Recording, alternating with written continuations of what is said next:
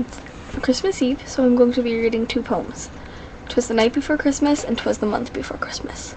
First, I'll read 'Twas the month before Christmas.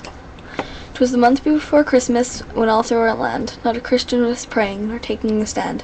Where the police had taken away the reason for Christmas, no one could say.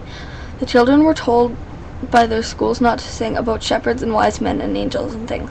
If it hurts people's feelings, the teachers would say, December 25th is just a holiday. Yet the shoppers were ready with cash checks and credit, pushing folks down to the floor just to get it. CDs from Madonna, an Xbox and iPod, something was changing, something quite odd. Retailers promoted Ramadan and Kwanzaa in hopes to sell books by Franken and Fonda. As Targets were hanging their trees upside down, at Lowe's the word Christmas was nowhere to be found. At Kmart and Staples and Pennies and Sears, you won't hear the word Christmas. It won't touch your ears. Inclusive, sensitive, and diversity are words that are used to intimidate me. Now Dashel, now Darden, now Shrupton, Wolf Blitzen, on Boxer, on Rather, on Kerry, on Clinton.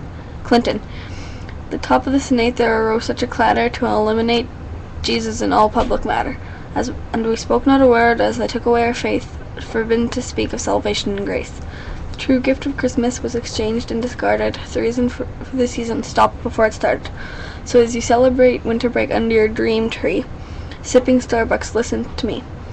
Choose your words carefully, choose what you say. Shout Merry Christmas, not Happy Holiday. Now time for 'Twas the night before Christmas. 'Twas the night before Christmas when all through the house not a creature was stirring, not even a mouse. The stockings were hung by the chimney with care in hopes that St. Nicholas soon would be there. And all children were nestled all snug in their beds, while visions of sugar plums danced in their head. Mamma in her kerchief and I in my cap had just settled down for a long winter's nap. But out on the lawn there arose such a clatter, I sprang from my bed to see what was the matter. Away to the window I flew like a flash, and tore open the shutters, threw up the sash. The moon on the breast of the new-fallen snow gave the luster of midday to objects below, when what to my wondering eyes should appear but a miniature sleigh and 8 tiny reindeer, with a little old driver so lively and quick, I knew in a moment it must be Saint Nick. More rapid than eagles his courses they came, and he whistled and shouted and called them by name. Now Dasher, now Dancer, now Prancer and Vixen, on Comet, on Cupid, on Donner and Blitzen. To the top of the porch, to the top of the wall, now dash away all. His dry leaves that before the wild hurricane fly when they meet with an obstacle mount to the sky. So up to their housetop and back curses they flew, with the sleigh full of toys and St. Nicholas too.